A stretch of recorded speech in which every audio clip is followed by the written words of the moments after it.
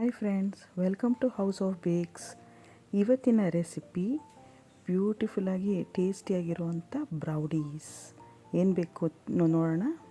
ಗೋಧಿ ಹಿಟ್ಟು, ಬೆಲ್ಲ, ಕೋಕೋ ಪೌಡರ್ ಮತ್ತು instant coffee powder, baking powder, ಮೊಸರು, ವಾಲ್ನಟ್ಸ್, ಚಾಕೋ ಚಿಪ್ಸ್, ಬೆಣ್ಣೆ, ಉಪ್ಪು ಮತ್ತು ವೆನಿಲಾ ಎಸೆನ್ಸ್. ಈಗ ಫಸ್ಟ್ ಸ್ಟೆಪ್ ಇದರಲ್ಲಿ ಚಾಕ್ಲೇಟ್ನ ಮೆಲ್ಟ್ ಮಾಡ್ಕೋಬೇಕು. ಡಬಲ್ ಬಾಯ್ಲರ್ ಸಿಸ್ಟಮ್ ಅಂತ ಹೇಳ್ತೀವಿ ಇದನ್ನು. ನೋಡಿ, ಒಂದು ಪಾತ್ರೆಯಲ್ಲಿ ನೀರು ಇಟ್ಕೊಂಡಿದ್ದೀನಿ, ಒಂದು ಕಾಲು ಭಾಗದಷ್ಟು ನೀರು ತುಂಬ್ಕೊಂಡಿದ್ದೀನಿ. ಇದ್ರ ಮೇಲೆ ಒಂದು ಬಟ್ಲಲ್ಲಿ ಬೆಣ್ಣೆ ಹಾಕಿ ಅದನ್ನು ಕರಗಕ್ಕಿಡಬೇಕು.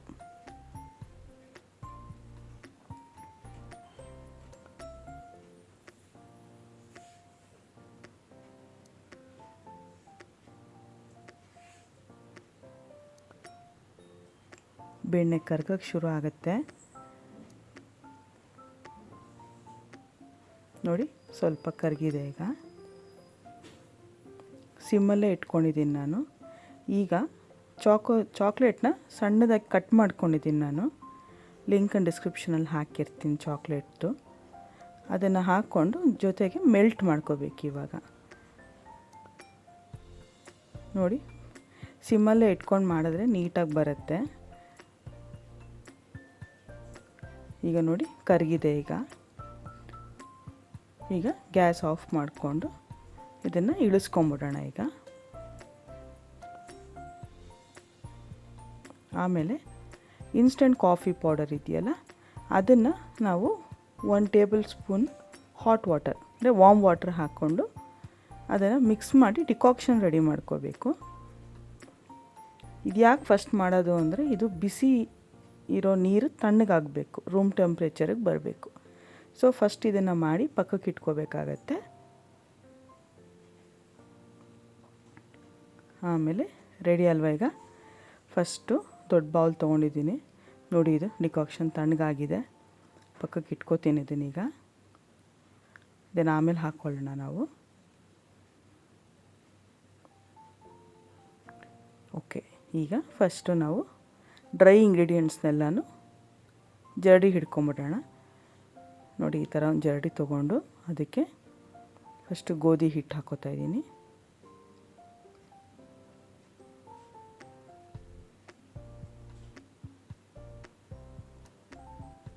ಆಮೇಲೆ ಕೋಕೋ ಪೌಡರ್ ನೀವು ಯಾವುದನ್ನ ಬ್ರ್ಯಾಂಡದ್ದು ಯೂಸ್ ಮಾಡಿ.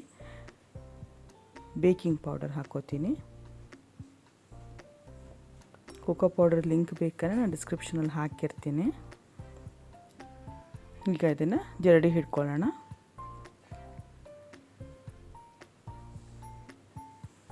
ನೋಡಿ, ಆಯಿತು, ಜರಡಿ ಹಿಡ್ಕೊಂಡಿದ್ದಾಯಿತು. ಇದು ರೆಡಿ ಇದೆ. ಇವಾಗ ನೆಕ್ಸ್ಟು ನಾವೀಗ ವೆಟ್ ಇಂಗ್ರೀಡಿಯೆಂಟ್ಸ್ನ ರೆಡಿ ಮಾಡ್ಕೋಬೇಕು. ಅದಕ್ಕೆ ನಾನು ಬೇರೆ ಇನ್ನೊಂದು ಬೌಲ್ ತೊಗೊಂಡಿದ್ದೀನಿ. ಅದಕ್ಕೆ ನಾನೀಗ ಬೆಲ್ಲ ಹಾಕೋತೀನಿ ಫಸ್ಟು. ಆಮೇಲೆ ಮೊಸರು. ನಾನಿಲ್ಲಿ ಸೆಟ್ ಕರ್ಡ್ ಯೂಸ್ ಮಾಡ್ತಾಯಿದ್ದೀನಿ, ಏಕೆಂದರೆ ಅದರಲ್ಲಿ ಸ್ವಲ್ಪ ನೀರಿನ ಅಂಶ ಕಮ್ಮಿ ಇರುತ್ತೆ ಅಂತ. ನಾರ್ಮಲ್ ಮೊಸರಲ್ಲಿ ಸ್ವಲ್ಪ ನೀರು ತುಂಬ ಇರುತ್ತೆ, ನೀರಾಗಿರುತ್ತೆ. ಗಟ್ಟಿ ಮೊಸರು ಅಂದರೆ ನೀವು ಯಾವುದನ್ನ ಬ್ರ್ಯಾಂಡು, ಈಗ ಅಕ್ಷಯಕಲ್ಪ, ಮಿಲ್ಕಿ ಮಿಸ್ಟ್ ಅವೆಲ್ಲ ಸ್ವಲ್ಪ ಗಟ್ಟಿ ಬರುತ್ತೆ, ಅದನ್ನು ಯೂಸ್ ಮಾಡ್ಬೋದು ಪ್ಯಾಕೆಟ್ದು. ನಾನು ಸೆಟ್ ಕರ್ಡ್ ಇತ್ತು ಮನೆಯಲ್ಲಿ, ಅದು ನೀರಂಶ ಇರಲ್ವಲ್ಲ, ಹಾಗಾಗಿ ಅದನ್ನೇ ಯೂಸ್ ಮಾಡ್ತಾಯಿದ್ದೀನಿ. ನೋಡಿ, ಚೆನ್ನಾಗಿ ಬೀಟ್ ಮಾಡ್ಕೋಬೇಕು. ಬೆಲ್ಲ ಕರಗೋ ತನಕ ಅದನ್ನು ಬೀಟ್ ಮಾಡ್ಕೋಬೇಕು.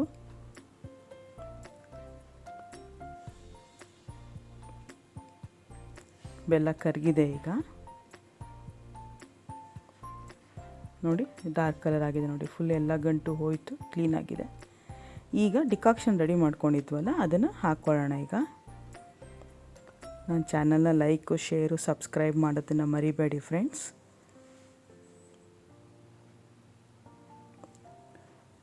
ನೀವು ಸಬ್ಸ್ಕ್ರೈಬ್ ಮಾಡಿದ್ರೆ ನಂದು ಎಲ್ಲ ವೀಡಿಯೋಸು ನೋಟಿಫಿಕೇಷನ್ ನಿಮಗೆ ಬರ್ತಾ ಇರುತ್ತೆ.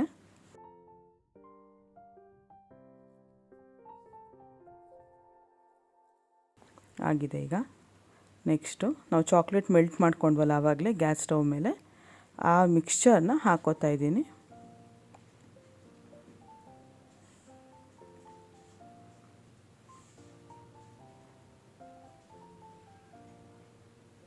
ನೀವು ಖಂಡಿತ ಮನೇಲಿ ಇದನ್ನು ಪ್ರಯೋಗ ಮಾಡಿ ಕಮೆಂಟ್ ಸೆಕ್ಷನಲ್ಲಿ ಹೇಗೆ ಬಂತು ಅಂತ ತಿಳಿಸಿ.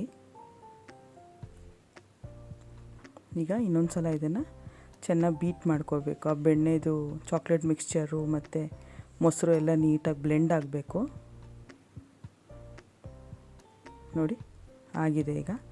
ಈಗ ವೆನಿಲಾ ಎಸೆನ್ಸ್ ಹಾಕೋತಾ ಇದ್ದೀನಿ ನಾನೀಗ. ನೀವು ವೆನಿಲಾ ಬದಲು ಚಾಕ್ಲೇಟ್ ಎಸೆನ್ಸ್ ಕೂಡ ಹಾಕ್ಕೋಬೋದು. ಇದೊಂದು 5 to 6 ಡ್ರಾಪ್ಸ್ ಅಪ್ರಾಕ್ಸಿಮೇಟಾಗಿ ಹಾಕ್ತಾಯಿದ್ದೀನಿ, ಅಥವಾ 1/4 ಟೀ ಸ್ಪೂನ್. ಚೆನ್ನಾಗಿ ಮಿಕ್ಸ್ ಮಾಡ್ಕೊಳ್ಳಿ.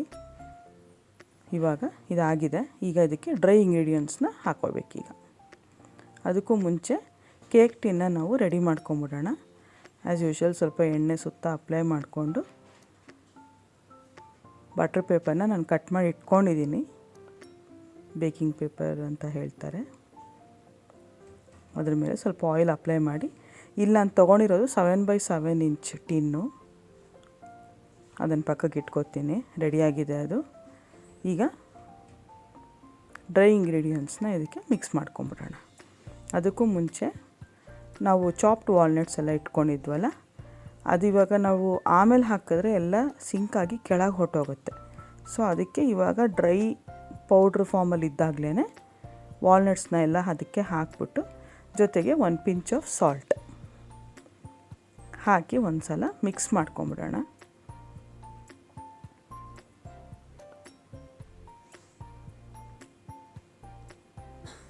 ಆಮೇಲೆ ವೆಟ್ಟು ಮತ್ತು ಡ್ರೈ ಎರಡೂ ಮಿಕ್ಸ್ ಮಾಡ್ಕೋಬೇಕು. ಇದು ಸ್ವಲ್ಪ ಗಟ್ಟಿ ಇರೋದ್ರಿಂದ ನಮಗೆ ಬ್ಯಾಟರು ಕನ್ಸಿಸ್ಟೆನ್ಸಿ ಕೂಡ ಗಟ್ಟಿ ಆಗ್ತಾ ಹೋಗುತ್ತೆ.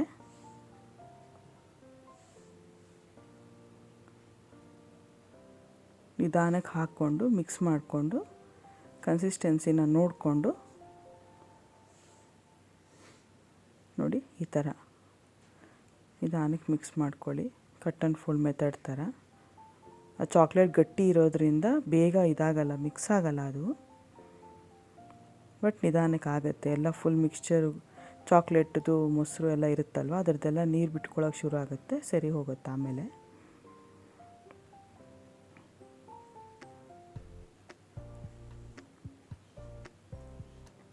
ಇವಾಗ ಹಾಲು ಹಾಕ್ಕೋತೀನಿ, ಬಿಕಾಸ್ ನಂಗೆ ತುಂಬ ಗಟ್ಟಿ ಆಯ್ತದು. ಸೊ ಅದಕ್ಕೋಸ್ಕರ ನಾನು ಅಪ್ರಾಕ್ಸಿಮೇಟಾಗಿ 7 ಟೇಬಲ್ ಸ್ಪೂನ್ 7 to 8 ಟೇಬಲ್ ಸ್ಪೂನಷ್ಟು ಹಾಲು ಹಾಕ್ಕೊಳ್ತಾ ಇದ್ದೀನಿ. ಅಂದರೆ ಒಟ್ಟಿಗೆ ಹಾಕ್ಕೋಬಾರ್ದು, ಏಕೆಂದರೆ ನಮಗದು ಎಷ್ಟು ಹಾಲು ಹಿಡಿಸುತ್ತೆ ಅಂತ ಗೊತ್ತಾಗಲ್ಲ ಅಲ್ಲ. ಆಮೇಲೆ ಅದು ತುಂಬ ನೀರು ಆಗೋದ್ರೂ ಬ್ಯಾಟರು ಕನ್ಸಿಸ್ಟೆನ್ಸಿ ಕೆಟ್ಟೋಗುತ್ತೆ. ಆವಾಗಲೂ ನಮಗೆ ಬ್ರೌನೀಸು ಸರಿಗೆ ಬರೋದಿಲ್ಲ. ಅದಕ್ಕೆ ನೋಡಿಕೊಂಡು ಎಷ್ಟು ಬೇಕೋ ಅಷ್ಟು ನಿಧಾನಕ್ಕೆ ಹಾಕ್ಕೋಬೇಕು. ನನಗೆ ನಾನು ಮಾಡಿರೋ ಮೆಷರ್ಮೆಂಟ್ಸ್ಗೆ ನನಗೆ 7 ಟೇಬಲ್ ಸ್ಪೂನಷ್ಟು ಹಾಲು ಹಿಡಿಸ್ತು. ಇಲ್ಲದೆ ಹೋದ್ರೂ ವೀಟ್ ಫ್ಲೋರ್ ಆಗಿರೋದ್ರಿಂದ, ಗೋಧಿ ಹಿಟ್ಟು ಆಗಿರೋದ್ರಿಂದ ಅದು ನಮಗೆ ಗಟ್ಟಿನೇ ಬರುತ್ತೆ. ಬಟ್ ಏನೂ ತೊಂದರೆ ಇಲ್ಲ, ಬೇಕಿಂಗ್ ಚೆನ್ನಾಗಾಗುತ್ತೆ, ಬ್ರೌನೀಸ್ ತುಂಬ ಚೆನ್ನಾಗಿ ಬರುತ್ತೆ ಫ್ರೆಂಡ್ಸ್. ನೋಡ್ತಾ ಇದ್ದೀರಾ ನೋಡಿ, ಸ್ವಲ್ಪ ಕನ್ಸಿಸ್ಟೆನ್ಸಿ ಒಂಚೂರು ಲೂಸನ್ ಆಯ್ತು. ಈಗ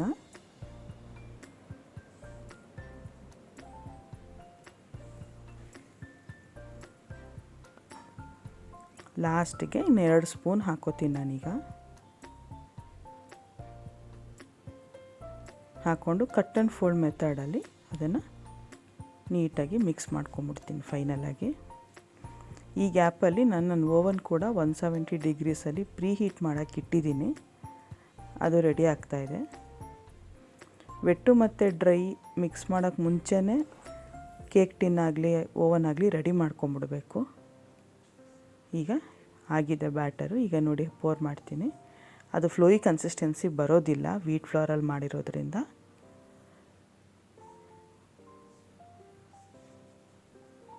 ಗಟ್ಟಿಗೆ ಬರುತ್ತೆ, ಏನು ತೊಂದರೆ ಇಲ್ಲ, ಚೆನ್ನಾಗಾಗತ್ತೆ. ನೀಟಾಗಿ ಅದನ್ನು ಹಾಕ್ಕೊಂಡು ಸ್ವಲ್ಪ ನಾವು ಸ್ಪ್ಯಾಟುಲಾ ಇರುತ್ತಲ್ಲ ಅದರಲ್ಲೇ ಸ್ವಲ್ಪ ಹಾಗೆ ಸ್ಪ್ರೆಡ್ ಮಾಡಬೇಕು ಈವನ್ನಾಗಷ್ಟೆ. ನೋಡಿ ಈ ಥರ.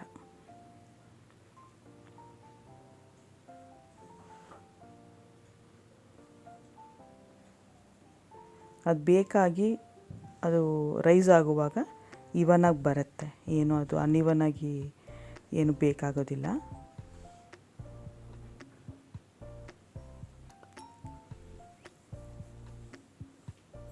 ಈಗ ಡೆಕೋರೇಷನ್ಗೆ ಚಾಕೋ ಚಿಪ್ಸ್ ಯೂಸ್ ಮಾಡ್ತಾಯಿದ್ದೀನಿ.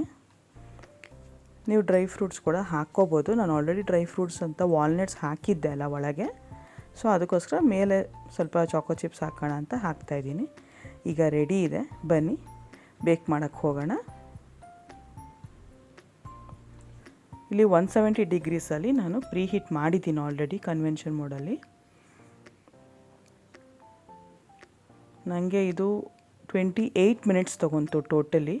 ಫಸ್ಟು 25ಗೆ ಇಟ್ಟು ನಾನು ಆನ್ ಮಾಡಿದ್ದೆ, ಆಮೇಲೆ ಅದು ಟೂತ್ ಪಿಕಲ್ಲಿ ಚೆಕ್ ಮಾಡಿದಾಗ ಫುಲ್ ಆಗಿರಲಿಲ್ಲ.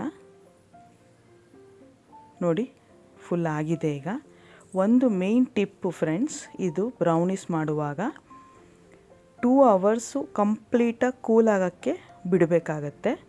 ಆಮೇಲೆ 30 ಮಿನಿಟ್ಸು ಅದನ್ನು ರೆಫ್ರಿಜಿರೇಟ್ ಮಾಡಬೇಕಾಗತ್ತೆ. ನಾನು ರೆಫ್ರಿಜರೇಟ್ ಮಾಡಲಿಲ್ಲ, ಜಸ್ಟ್ 2 ಅವರ್ಸ್ ವೆಯ್ಟ್ ಮಾಡಿ ಡಿಮೋಲ್ಡ್ ಮಾಡಿದೆ ನಾನು. ಏನಕ್ಕೆ ಫ್ರಿಜ್ಜಲ್ಲಿ ಇಡಬೇಕು ಅಂದರೆ ನೀಟಾಗಿ ಸ್ಲೈಸಸ್ ಬರುತ್ತೆ ಅಂತ, ಆ ಪುಡಿ ಪುಡಿ ಬರಲ್ಲ, ನೀಟಾಗಿ ಕಟ್ಟಾಗತ್ತೆ ಅಂತ ಅಷ್ಟೇ. ನೋಡಿ ಎಷ್ಟು ಚೆನ್ನಾಗಾಗಿದೆ ಅಲ್ಲ. ಇದು ನಾನು ಬೇಕಿಂಗ್ ಪೌಡರ್ ಯೂಸ್ ಮಾಡಿದ್ದೀನಿ, ಹಾಗಾಗಿ ಸ್ವಲ್ಪ ಕೇಕಿ ಥರ ಫಿನಿಶಿಂಗ್ ಬರುತ್ತೆ. ಇನ್ನೊಂದು ವರ್ಷನ್ ಆಫ್ ಬ್ರೌನಿ ಕೂಡ ಇದೆ, ಅದನ್ನು ನಾನು ಮುಂದಿನ ವೀಡಿಯೋಗಳಲ್ಲಿ ತೋರಿಸ್ತೀನಿ ನಿಮಗೆ. ನೋಡಿ ಎಷ್ಟು ಚೆನ್ನಾಗಿ ಬಂದಿದೆ ಅಲ್ಲ. ಸ್ವಲ್ಪ ಫ್ಲಫಿ ಇದೆ, ಬೇಕಿಂಗ್ ಪೌಡರ್ ಹಾಕಿರೋದ್ರಿಂದ ಹಿಂಗಿರುತ್ತೆ. ಒಳಗಡೆ ಫುಲ್ ಸಾಫ್ಟಾಗಿರುತ್ತೆ, ಮೇಲ್ಗಡೆ ಸ್ವಲ್ಪ ಕ್ರಂಚಾಗಿರುತ್ತೆ.